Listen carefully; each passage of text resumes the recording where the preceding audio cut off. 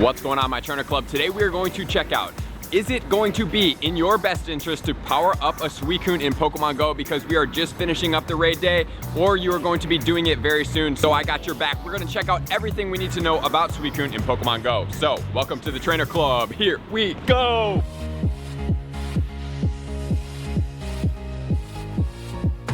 Welcome back, my trainers. Congratulations on completing Suicune, or soon to be completing Suicune. Drop in the comments and let me know how many shinies did you get and how many raids did you do. I'm very curious to see how many of each you have gotten. So today we are going to get into number 1, the DPS, number 2, the TDO, number 3, the DPS times TDO, meaning, is Suicune in your best interest to power up? And if so, what are the recommended moves that we're going to use? That's exactly what we're gonna get into, but real quick before we do, I just wanna let you guys know I partnered up with Amino, so I want you guys to come check me out, so check this out here. So I have teamed up with Amino Apps, just like I mentioned before, guys. This is a great place for me to connect with you guys on a deeper level. You can go to the Discover part, you can go up into the search bar, you can click users, and then you can type in the Trainer Club. Go ahead and check out my profile. I have 2 awesome videos. Number 1, that's gonna be my top 5 attackers in Pokemon Go, and my number 2 is my top 5 tips to help you go from a Pokemon Go player into a YouTuber, what I use to help me succeed. Make sure to get over there, give me a follow, turn on those notification bells so that you can stay up to date with my topics,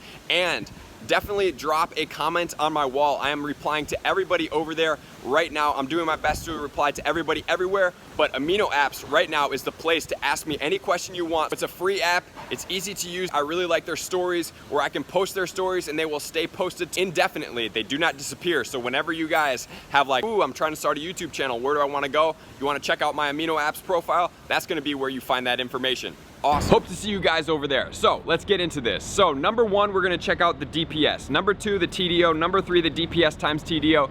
If you have already checked this out, right now would be a good time to fast forward in the video to make sure to get you to there, all right? So 2 minutes in, past this point, will get you to where you need to be, skipping over all this information if you've seen a bunch of my other top attacker videos. If you wanna check them out, they're up here. So let's do it right now. The first thing we're gonna check out for the Suicune is gonna be DPS. DPS stands for damage per second. It is going to weight into, is it going to be stab effective, meaning is it going to have a water quick move and a water fast move? Is it also going to be powerful enough to be able to do a lot of damage, right? And the DPS is going to be high damage Pokemon. It doesn't necessarily correlate with the best Pokemon. The second thing we're gonna check out is the TDO, standing for total damage output, which means over the lifespan of the Pokemon, how much damage is this Pokemon gonna do? So think of more tanky Pokemon typically gonna be doing more damage. So I always like to relate it back to the fire type Pokemon. If it's gonna be like a Ho-Oh, that's gonna be a high total damage output type Pokemon. If it's gonna be a Moltres, it's going to be a high DPS type Pokemon. That doesn't mean that either of those is going to be the winner overall. And the better calculations that's gonna give us a better idea of which is gonna be the best overall is going to be DPS times TDO, which is a calculation that takes into account the lifespan of the Pokemon, how much damage it can do, and then overall with the Pokemon, its stab effectiveness and everything like that. Is it going to be the best overall Pokemon for its typing? And then we have to take it one step further because we are trainers, right? We have trained trainer brains to take it from the statistics to reality. So does it mean, do we actually want to power it up? Because typically we look for a more powerful 2-bar special. It's just a better idea to have a 2-bar special than it is to have the single bar special because of how we go and fight with these raid bosses, because typically that's what we're using these Pokemon for. We're not really utilizing them for PvP at the moment, right? So these guys are the DPS TDO, DPS times TDO for the raid bosses to use against the raid bosses. So let's get into it right now. This is gonna be the best thing that we are gonna do for the Suicune. Is it in our best interest with our resources in mind to power one up? So starting off, we have the DPS. It's gonna be damage per second, meaning is it going to be a very high output type Pokemon? So we're gonna check that out right now for the top DPS attackers in the water category. However, I just want to make a note before we get into it. The only thing we could bring in was the charge move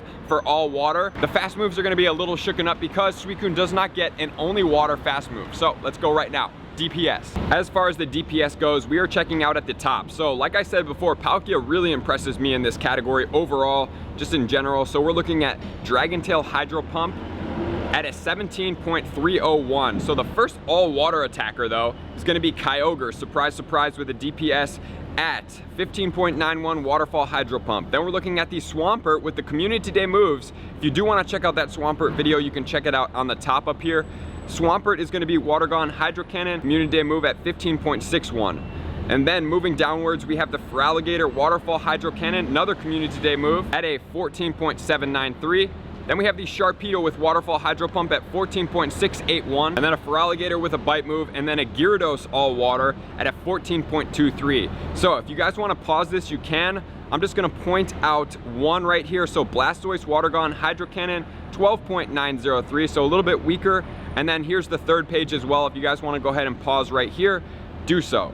But if we want to see where the Suicune sits, we're looking at page 10, Suicune Extrasensory Hydro Pump within 10.377, equally the same with the Snarl at 10.377. So that is in the approximate place for DPS at 97 and 98. But now we're gonna check out the TDO, total damage output for the Suicune. Maybe it's gonna shake up a little bit and we'll see him closer to the top. So let's not count him out yet, but let's get into it right now to check out where does Suicune sit in TDO. As far as total damage output, number one, we have again Kyogre. Man, Kyogre is just a beast water attacker.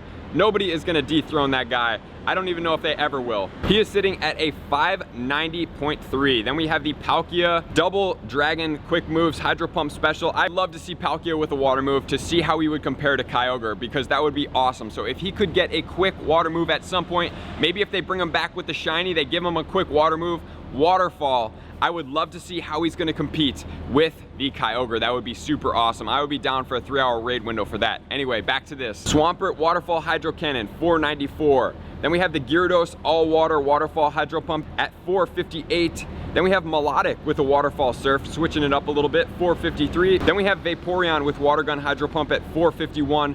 Feraligatr Waterfall Hydro Cannon, 443. And then onto the second page, we actually have the Suicune, holy smokes, sitting in here with both of his movesets, Extrasensory and Snarl, and Hydro Pump at a 432.1. And then if we're gonna check out one more thing down here, we're gonna check out this Swampert. So this is without its Community Day move at Water Gun Surf.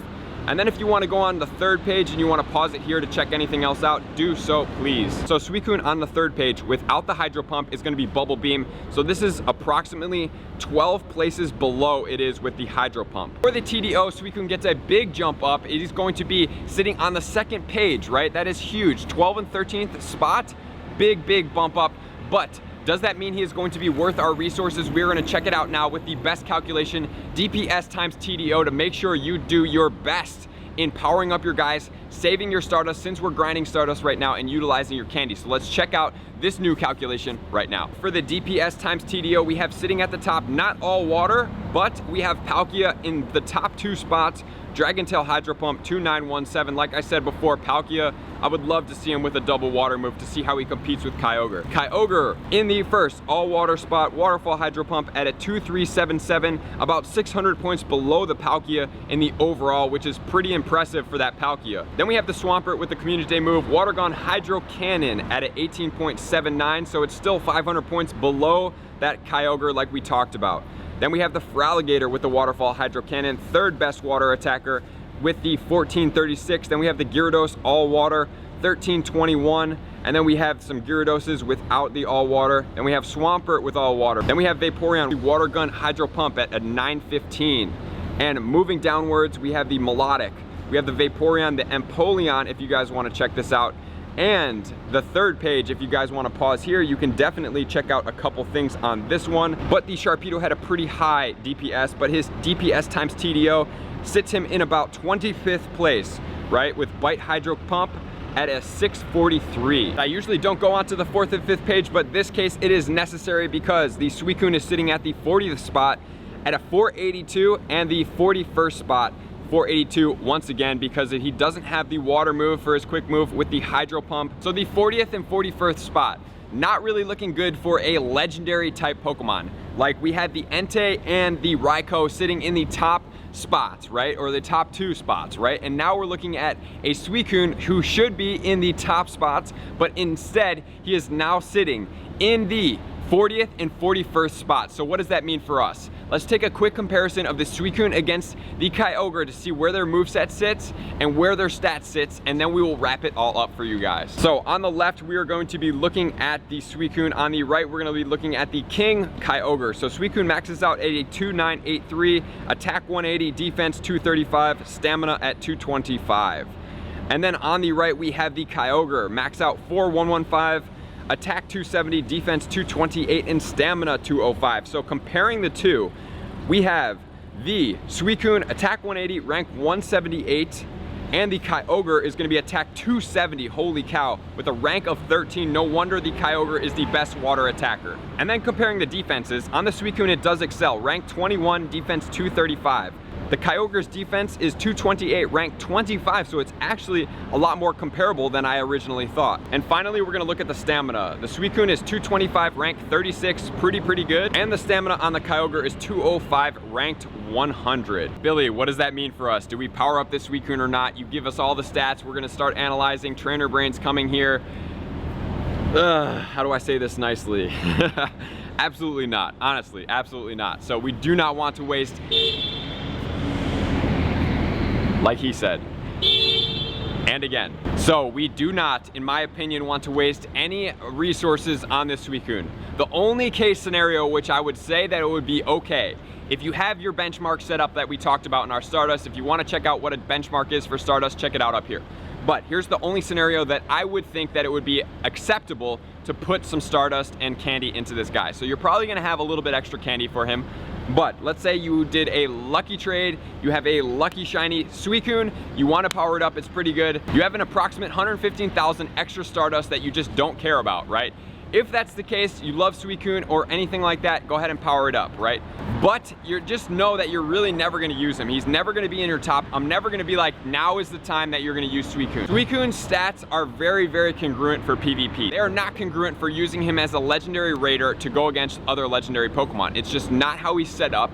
Even if he were to get Hydro Cannon, maybe if he then got a waterfall move, we may consider him in the top 10 to 20. With where his attack sits compared to the Kyogre, and then he's more heavy on the defense and the stamina, he's just not the optimal legendary because he's more favorable for the PvP type stats. He's definitely gonna last a lot longer. So if you have him for PvP from only really the boxes, right? The special research boxes are the only ones that you can get him down far enough to be able to utilize him in PvP. That could be something that you want to do. But besides that, the resources for powering him up is going to be a no-go. I just want to let you guys know that just so that you know exactly where we're sitting, exactly what the Suicune is. He's not going to be a recommended power up. Usually these guys, I'm like giving you some type of scenario, but there's only really one scenario, and that is you just have a ton of extra Stardust. You've already hit your reservoir, you're way over, you have maybe your Rayquaza's powered up, your Raikou powered up, your Moltres is powered up, all of your guys are sitting pretty, your PvP teams look amazing, and you're like, I still have an extra 500,000 Stardust, and then I'm like, okay,